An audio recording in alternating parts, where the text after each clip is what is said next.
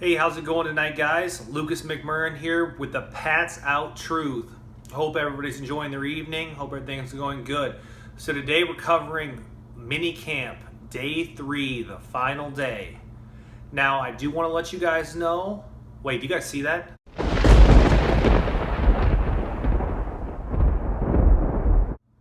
Yeah, that's clouds rolling in over Foxborough. It's a sad day in New England today, and if you don't know the news, I'll shed a little light on it here a little bit later. But today in minicamp, what happened, the first notable thing was Julian Edelman was the last person to arrive on the practice field. A little weird from one of the hardest workers on the Patriots organization. I'll get to more of why that's important later. Now, I do want to touch on a couple things. Brady looked a lot crisper today. Now, he wasn't as inconsistent as yesterday, still not as good as Tuesday. We did have a lot of problems on the offense today, though. We had a substitution infraction that led Belichick to not only making the offense run, but the coaches too. And I really like that in BB because when he sees that sloppy play, he knows we're an offensive-minded team. He's got to make a statement, make those guys go out there and run. It's not just the players making mistakes, it's the coaches too. If you're telling a player to get in there at the wrong time, you're setting him up for failure. You're going to get him cussed out. You're going to get him running laps, so you should be running laps too. So I completely support that. Today we had big strides from Jacob Hollister, especially after Dwayne Allen went down with what was apparently a leg injury. Hollister's looking like he's going to fulfill that second tight end role right behind Rob Gronkowski. Another big day from Gronk. Everyone likes that. Gronk spike, baby! Beyond that, we had the running backs get a lot of work out of the backfield catching balls. Sony Michel, James White, Rex Burkhead, all doing what they're supposed to do, not making any mistakes, catching the ball in the backfield, making plays upfield. The defense continued to look really good. They look sharp. They're making their plays. A lot of guys are stepping up. Now, the offense is struggling, okay? And that's due in part of being relatively new. They haven't had much time together. So give them a break. But, you know, Belichick's going to run them and run them and run them and run them until they do what they're supposed to do. So that's just how it works in the New England Patriots system because there's no days off. I don't know if you've ever heard that before, but that's a slogan. Now, let's get to people that aren't necessarily first-team players. Let's talk Brian Hoyer, our backup quarterback. A couple segments ago, I said that Hoyer, by the end of the year, would probably get overtaken for the number 2 spot by Danny Etling. I'm taking that off the table. I'm thinking that's going to happen by the start of preseason. I think Etling will start preseason game 1 as a second-string quarterback.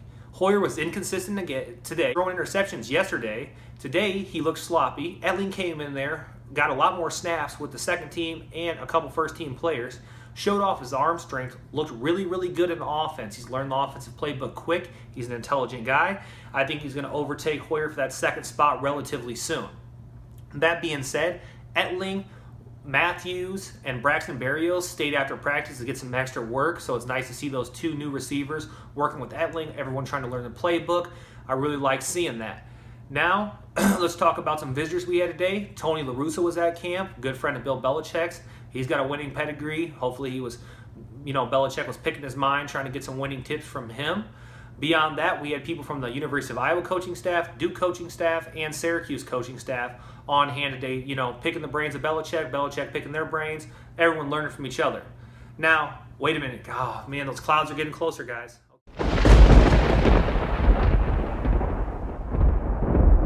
It's looking like it's going to be a little bit of a gloomy time here in Foxborough. So if you don't know why I was so frustrated when this started is today Julian Edelman was given a 4-game suspension for PEDs.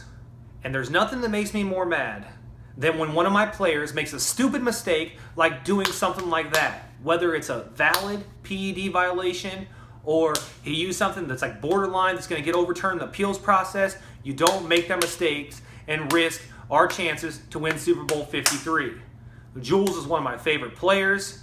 I always talk about how Minitron is a monster. He's going to be the next big thing. He's so dynamic. He's such a hard worker. And then you go out and do this.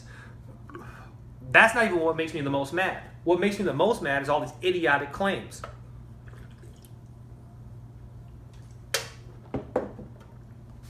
What I mean by that is all these conspiracy theories. Oh, it's Alex Guerrero. He was working with Edelman in the offseason trying to rehab him. He sabotaged Bill Belichick by making him use PEDs, unknowingly giving him PEDs. That's idiotic. He's one of Brady's best friends. He's a co-founder of the TB12 method. They use all natural stuff. They don't use anything like that in their bodies. So for you to sit there and say, oh, it's all Alex Guerrero, he's sabotaged. Why would he sabotage his best friend's best receiver and #1 chance to have a great season? Makes no sense, all right? So let's get rid of the conspiracy theories before I end up smacking a couple reporters, all right? At the end of the day, this is how it works. New England's a great team. We do a lot of things, but at the end of the day, everyone's going to want to say this. Oh, Brady's done. He's mad at Belichick. Gronk doesn't want to play.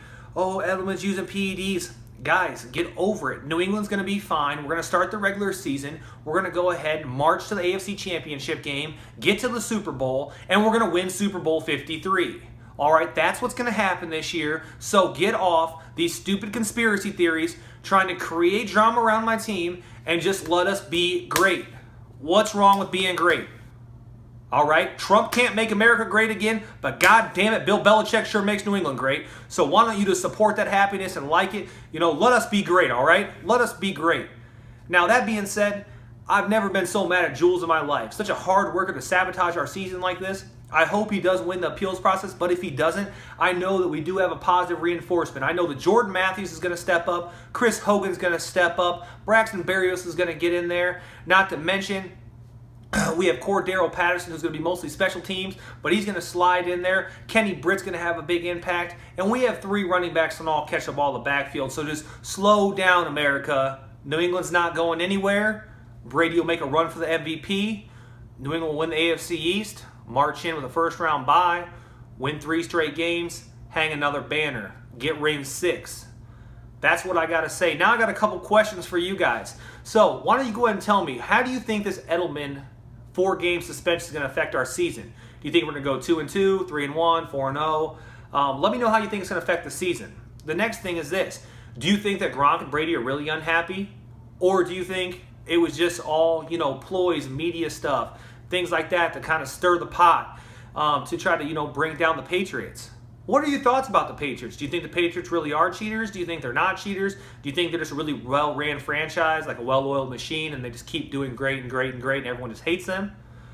Now, my last question is this. Who do you think is going to give the Patriots the biggest challenge in the AFC East? And who do you think is going to come out of the NFC? I'd love to see these comments down. And if you have any questions for me, go ahead and put them in the comments, and I'm going to make a Q&A video later on. This week, probably this weekend, and I'm going to get to answer all those questions. And if you go ahead and put your name down there, I'll go ahead and, shout it out. Hey, David asked this, and I'll go ahead and give my answers, okay? So I really appreciate you guys joining in tonight. Again, my name is Lucas McMurrin, and this is the Pats Out Truth. We covered the 3rd day of Patriots camp today, of our mini camp. We covered the Julian Edelman debacle. We covered Belichick making even the coaching staff run laps. So I hope you guys have a great night. Hopefully I didn't offend anyone with a little bit of language.